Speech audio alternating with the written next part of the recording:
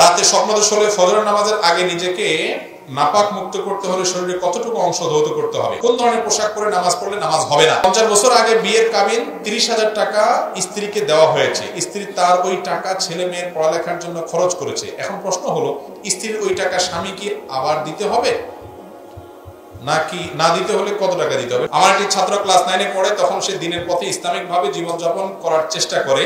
সে general পড়ুয়া হওয়ার ইসলামের ইতিহাস, রাসূলের সিরাত, শুদ্ধ কোরআন কিছু জানে না।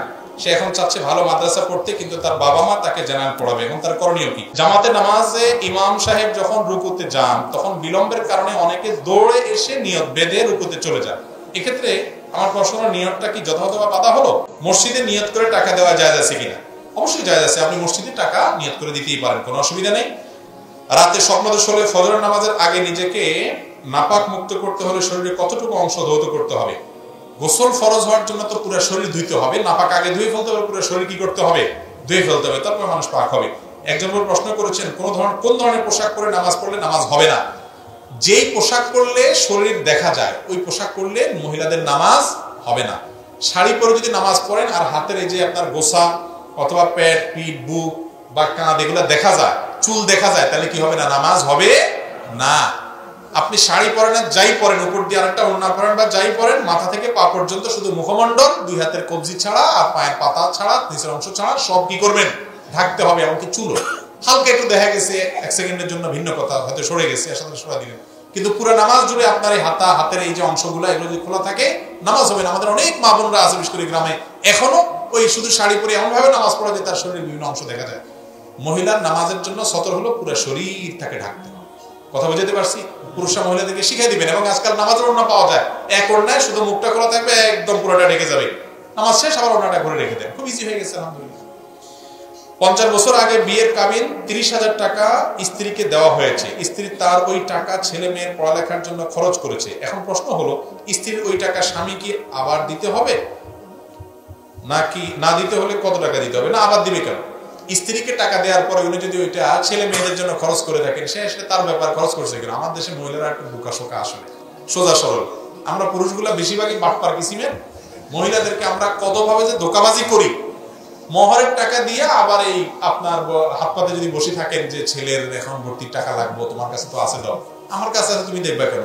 ছেলের ক্ষয় খরচের দায়িত্ব তোমার, প্রত্যেকের বা তুমি বুঝে পড়াও, এটা আমার দিক টাকা পাও না তুমি। এই কথা যদি মহিলা বলে, আর তো বাত ওই সংসারে আর চলবে না। অথচ ইসলাম তাকে সে অধিকার দিয়েছে না দেয় নাই? দিয়েছে, কিন্তু আপনি সহ্য করবেন না। তাহলে আপনি অত্যাচারী, আপনি অবিচারক, অবিবেচক এবং আপনি জুলুমকারী। মহিলাদেরকে তাদের রাইট দিতে হবে। স্ত্রীকে মহরের টাকা দেওয়ার পর তার টাকা সে রাখবে না, খাবে না, তার বাপের বাড়িতে সবাই দিয়ে দিবে, সম্পূর্ণ শতভাগ রাইট তার। আপনার জিজ্ঞেস করার অধিকার নেই কি করছো গো। জিজ্ঞেস করতে পারেন, যদি বলে আমার মনে হচ্ছে যে হাওয়ায় উড়ে দিছে, শেষ, চুপ থাকবেন, কোনো কথা নেই, একদম মুখে খুলো, সত্য কথা বলে, এটাই ইসলাম। কিন্তু আমরা কি করি? মহর তো দেয় না, 2 নম্বরে 10 লাখ 20 লাখ ধরে কয় টাকা দিয়ে আবার ওই বাসরাত যাইতে না যাইতে হাত পাতে বসে থেকে ফকির বিদেশ যাওয়ার সময় বলে কি করছো, এগুলো দাও। ঠিক না ভাই? ঠিক, এগুলো উচিত না ভাই। মেয়েদেরকে স্বাধীনভাবে কিছু খরচ করার সুযোগ দিতে হয়। আচ্ছা, তার মা বাপ আছে না? সন্তান হিসাবে সে মা বাপের জন্য একটু পয়সা দিয়ে কিছু কিনতে মনে চায় না? এই জন্য ইসলাম বলে এটা আপনি তাকে দিবেন, স্বাধীনতা দিবেন, সে যা ইচ্ছা তা করবে। কিন্তু এখন মহিলারাও একটু বোকা শোকা, দিলে মহব্বতের চোটে প্রথম তো এত বেশি মহব্বত হয়, বলে ওগো এই টাকা দিয়ে কি করবো, তুমি থাকলে আমার কত টাকা হবে, তুমি নিয়ে যাও, এই দরটা খাইলো আর এই বাটপাড়ার হাতে দিয়া এই যে গেল তো গেল, আর ওই টাকা পাওয়া বেচারিরা আর নসিব হয় না। এবার মাসালা জিজ্ঞেস করে মৌলবীর কাছে, ছেলে মেয়ের জন্য খরচ করে ফেলছে, এখন আর পাবো কিনা? আর প্রত্যেকে পাবেন, একবার পাইছেন শেষ। আপনি তখন দিয়ে দিচ্ছেন কেন? ভুল।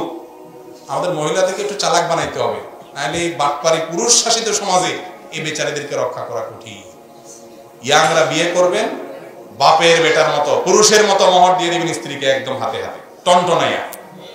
আমি আমার স্ত্রীকে পুরোপুরি মহর দিয়ে দিয়েছি। আলেমরা বেশিরভাগই আমি জানি যে দিয়ে দেয়, আলহামদুলিল্লাহ। বাংলাদেশে মহর ধরে 10 লাখ 1 টাকা, 20 লাখ 5 টাকা। এই বাবা, বাহার কি 6 টাকা বেচা যাবে না আলী? মহর ধরে 10 লাখ 1 টাকা, আবার 1 টাকাও দেয় না। কত বড় বাটপারে আপনি চিন্তা করেন।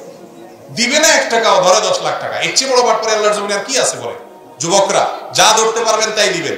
এখন যুবকদের দোষ দিব কি? এখন আছে কিনা জানি না, আমরা তো দেখছি ছোটবেলা বিয়ের সময় জামাইয়ের মুখে একটা রুমাল ভাঁজ করে দিয়ে দেয়, মানে তোর কোনো আজকে কথা নেই, একদম চুপ, বেচারা রুমাল মুখে দিয়ে বসেই থাকে, কোনো কথা নাই তোর। অনেক বিয়েতে ছেলে কথা বলে বিয়েই ভেঙে যায়, কতটা বেয়াদব ছিল মুরব্বিদের সামনে কথা বলছে, ঠিক না বেঠিক? এইসব অনাচার আমাদের নোয়াখালীতে আবার একটু বেশি। আরে ভাই, বিয়ের সময় ছেলে কথা বলবে না মানে কে কথা বলবে? ছেলেই তো কথা বলবে। মহরটা দিতে হবে কি ছেলের না ছেলের বাপের? বউ যে মহর পাবে এটা কি স্বামীর কাছে পাবে না শ্বশুরের কাছে পাবে? তাহলে কথা তো ছেলেই বলবে। আপনারা ধরে 10 লাখ 1 টাকা 5 লাখ 10 টাকা ধরাই দিলেন, আমি মানুষটা ওই টাকার আছে কিনা, আমার ওজন কত, আমি কথা বলবো। আমার নিজের বিয়ের সময় মোহর নিয়ে যখন বার্গেনিং হচ্ছে দেখতেছিলাম, তখন আমি বললাম যে আমি এত হলে দিতে পারবো, আমার এটা অ্যারেঞ্জ আছে। তো সবাই চুপ হয়ে গেছে, আলহামদুলিল্লাহ পরে রাজি হয়ে গেছে, আমি এটা দিয়ে দিচ্ছি। কিন্তু আমাদের সমাজে ওই ছেলের মুখে রুমাল দিয়া মুরব্বীরা এবার ঠিক করে, মেয়ে পক্ষ বলে বাড়াই ধরেন তাহলে কি হবে? তালাক দিতে পারবে না।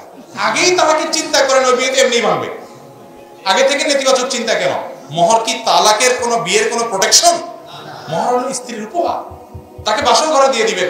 আপনার মোহরের টাকা না থাকলে রোজা রাখবেন, আপনারা বিয়ে করতে বসে বিয়ে করবেন আর বাসর রাতে যে বড় করবেন, দেখো এখন মোহর তো ধরছে মুরব্বীরা, আল্লাহ দিলে ইত্যাদি বিষয় আসলে চলে যাবো, কত টাকা আসবে, কত লাগবে তোমার, সব তো তোমারই আল্লাহর রহমতে। আমার পান করতে দিয়া মহিলারে, এমনি নরম মানুষ, তাদের দিলটা নরম থাকে।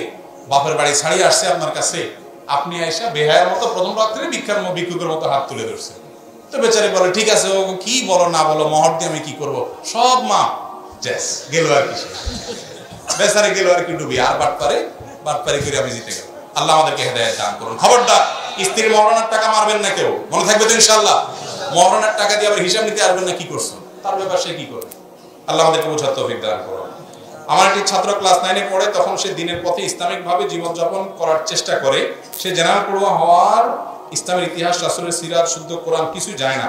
সে এখন চাচ্ছে ভালো মাদ্রাসা পড়তে, কিন্তু তার বাবা মা তাকে জেনারেল পড়াবে। এখন তার করণীয় কি?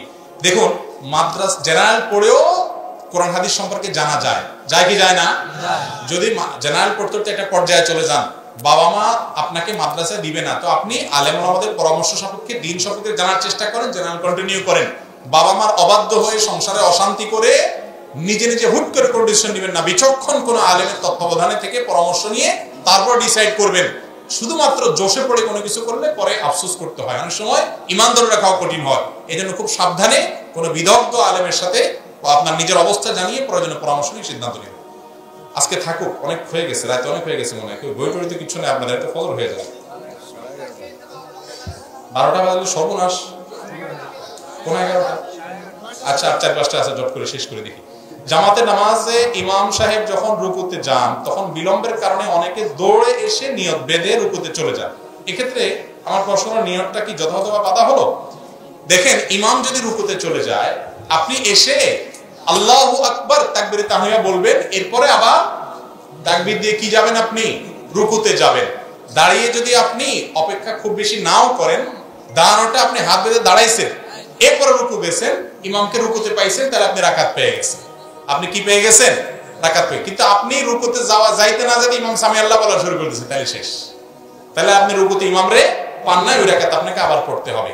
যখন ইমামরে পাইলেনই না, ইমাম মাথা উঠে ফেলছে, এবার আর কি করবে? এবার দাঁড়ায় থাকবেন। ইমাম রুকুতে যাক, সিজদা দেখ, আবার সিজদা দেখ, এরপরে দাঁড়াবে, তারপর ইমামের সাথে যোগ দিবেন। ঠিক না? না, ঠিক না। বরং যে অবস্থা পাবেন সে অবস্থায় যুক্ত হবেন। রাকাতটা আপনি পাইলেন না, কিন্তু একটা সিজদা ইমামের সাথে পাইলে সওয়াব হবে কি হবে না? দাঁড়ায় থাকলে কি সওয়াব হবে? অনেকে দাঁড়ায় থাকে, কি লাভ আর, রাকাত তো গেছি, এটা ভুল, এটা করা উচিত না।